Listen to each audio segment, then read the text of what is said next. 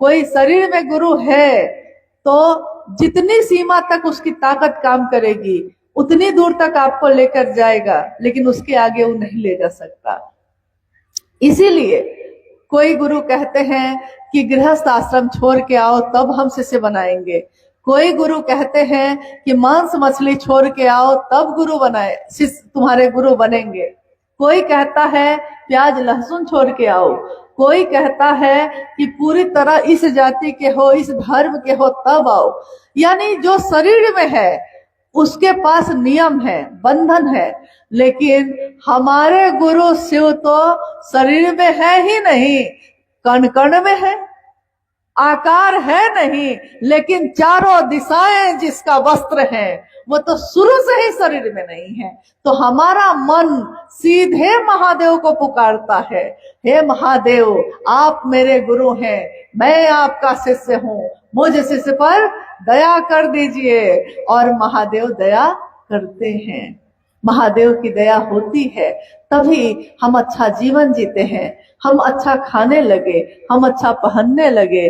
जीवन में ऐसा क्या है जो आप सोचते हैं और आपको नहीं मिलता? आपका मन मजबूत हो तो शरीर की बीमारी तक उतर जाती है, और मन किसके साथ रहने से मजबूत होता है? आप देखते होंगे कि कभी कभी हमारे गांव में कुछ लोग ऐसे होते हैं जो गांव के मुखिया जी के बहुत नजदीक के होते हैं, या गांव में जो थाना बना हुआ है तो थाना का अगर एक सिपाही भी उसका भाई है या उसका दोस्त है तो देखिएगा पूरा गांव में वो किस मिजाज से घूमता है। कुछ भी होगा तो तुरंत कहेगा कहो कहो क्या मदद की जरूरत है, अरे हम है ना, मेरा तो अपना दोस्त है थाना में, नहीं मुखिया जी तो मेरे चाचा जी ही हैं। मतलब देखिए मुखिया वो नहीं है, मुखिया जी के साथ खाली रहता है, सिपाही वो नहीं है, सिपाही का भाई या दोस्त है, नहीं बस इतना ही ना हुआ है। लेकिन साथ किसी का पकड़ लिया है तो मन भी मजबूत हो गया है, अब मन उसका डर नहीं रहा है, वो कह रहा है आपको भी कि कोई दिक्कत हो तो कही हाँ, अरे सैया भैल कोतवाल तो डर काहे का, तो महादेव अपने हैं तो डर किसका है? मिजाज मनाइए, थोड़ा ले ले भभूत भव की माथा उछाल कर, माथा को उछालिए, महादेव के भाव का भाव माथे पे लगाइए। अरे भभूत तो धरती के लोग लगाते हैं, महादेव का चेला क्या भभूत लगाएगा, वो तो महादेव के भाव का भभूत लगाता है। महादेव का चेला क्या मंत्र तंत्र पढ़ेगा, अरे मंत्र तंत्र तो बहुत नीचे की चीज है, सबसे ऊपर तो महादेव ही बैठे हैं। वो तो कहते हैं कि हमारी आपके भाग्य में जो लिखा है उसको भी बदल देते हैं। कहते हैं ना कि ब्रह्मा जी भाग्य लिखते हैं, तो एक दिन ब्रह्मा जी, कहानी है कि एक दिन ब्रह्मा जी ने माँ पार्वती से कहा, माँ गौरा से कहा, ये गौरा आपके जो औरवा है, मतलब आपके जो रौरा है, रौरा मतलब उनके पति, आपके जो रौरा है वो लाइन एक दो लाइन नहीं बदलते हैं, हम लिखते हैं भाग्य किसी का कुछ और वो एक भाग्य नहीं बदलते हैं। जैसे ही वो आदमी महादेव महादेव पुकारने लगता है तो वो पूरी किताबें बदल देते हैं। तो एक दो भाग्य क्या बदलवाइएगा, बदलवाना है तो पूरा किताबें बदलवाइए, छोटा मोटा से क्या काम करना है।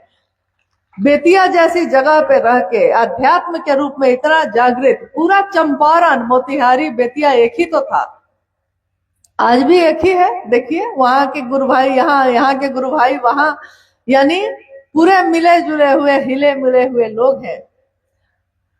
तो ऐसी दुनिया में महादेव की बात हो रही है।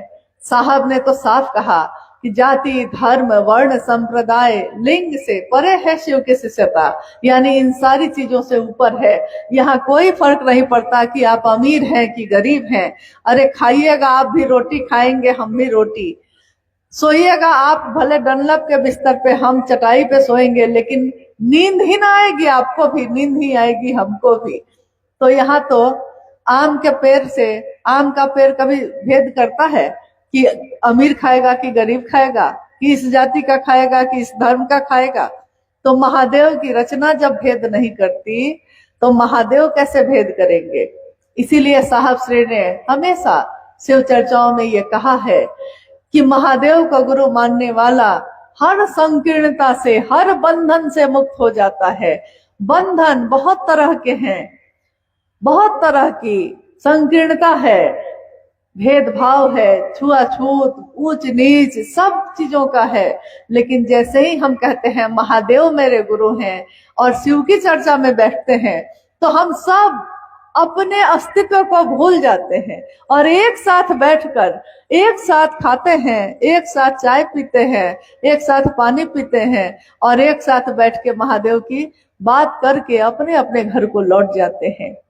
यहाँ इस बात से कोई फर्क नहीं पड़ता कौन कहाँ से आया है, क्योंकि हर व्यक्ति में जो अंश है, जो उसके अंदर ऊर्जा है, वो तो महादेव की ऊर्जा है। उसका कोई अलग अलग रूप थोड़े ही है। जैसे हम लोग दिया जलाते हैं तो कोई सोना का भी दिया बना के जलाता है, कोई चांदी का भी दिया बना के जलाता है, कोई मिट्टी का भी दिया जलाता है और अब तो गोबर का भी दिया हर जगह मिलने लगा है। कोई आटा गूंथ कर उसका भी दिया बना के जलाता है। दिया तो अलग अलग है नहीं, दिया बाहर से देखिएगा तो अलग है कि नहीं। कोई सोना है, कोई चांदी है, कोई मिट्टी है, कोई गोबर है, कोई आटा का बना हुआ है। अब बत्ती लगाइए तो सब में और उस सब को जलाइए, अग्नि जलती है, सबकी बत्ती जल गई, बाती जैसे ही जलती है। अब दिया को ढक दीजिए, जितना भी दिया अलग अलग है उसको ढक दीजिए और देखिए और किसी से पूछिए तो जरा कि जरा इस अग्नि को देखकर, इस बाती में जलती हुई रोशनी को देखकर बताओ कि दिया किस चीज का है। कोई नहीं बता सकेगा, क्योंकि रोशनी तो सब में एक ही है, दिया अलग अलग है। तो शरीर भी अलग है, कोई गोरा है, कोई काला है, कोई बिहार में रहता है, कोई जापान में रहता है, रहते अलग अलग हैं, खान पान अलग है, वेशभूषा अलग है, विसंगतियां ही विसंगतियां हैं, अलग अलग है सब कुछ। लेकिन इन सारी विसंगतियों में संगति की स्थापना करते हैं महादेव। सबको एक भाव से नहीं कहते हैं, एक के हाके सब हाके, एक के साधे सब सधे, सबको एक भाव में ले आते हैं। शिव की तस्वीर को देखिए तो, फोटो देखिए महादेव का, परिवार में बैठे हैं तो महादेव का सवारी क्या है, बसहा, बैल, और उनकी शक्ति मां भगवती की सवारी क्या है, क्या है, शेर। हाँ, मां भगवती की सवारी है शेर। जंगल में जाइए तो शेर बाघ या शेर बैल को खा जाता है, भोजन है उसका। लेकिन महादेव के पास कैसे बैठे हैं, लगता है जैसे कितने बड़े मित्र हैं, कितने दोस्त के रूप में बैठे हैं। सांप चूहा को खा जाता है, मोर सांप को खा जाता है, लेकिन शिव के पुत्र दिख रहे हैं। कार्तिकेय की सवारी है मोर, गणेश जी की सवारी है चूहा और सांप महादेव के गले में ही लगा हुआ है, गले में ही लिपटा हुआ है।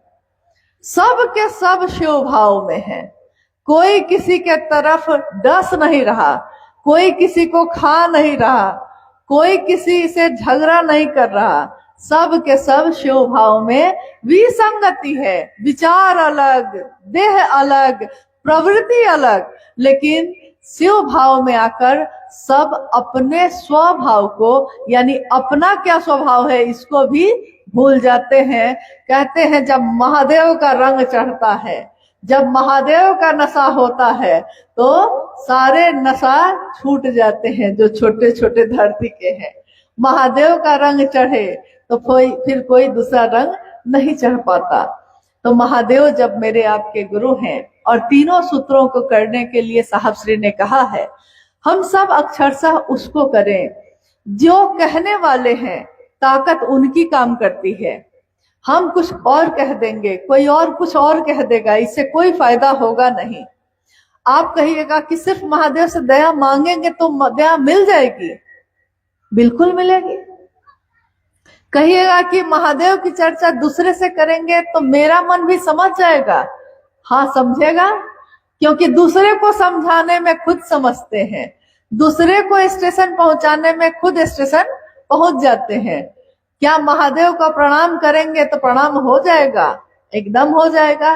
प्रणाम क्या हमारा हाथ करता है, हमारा शरीर करता है? नहीं, हमारा मन करता है।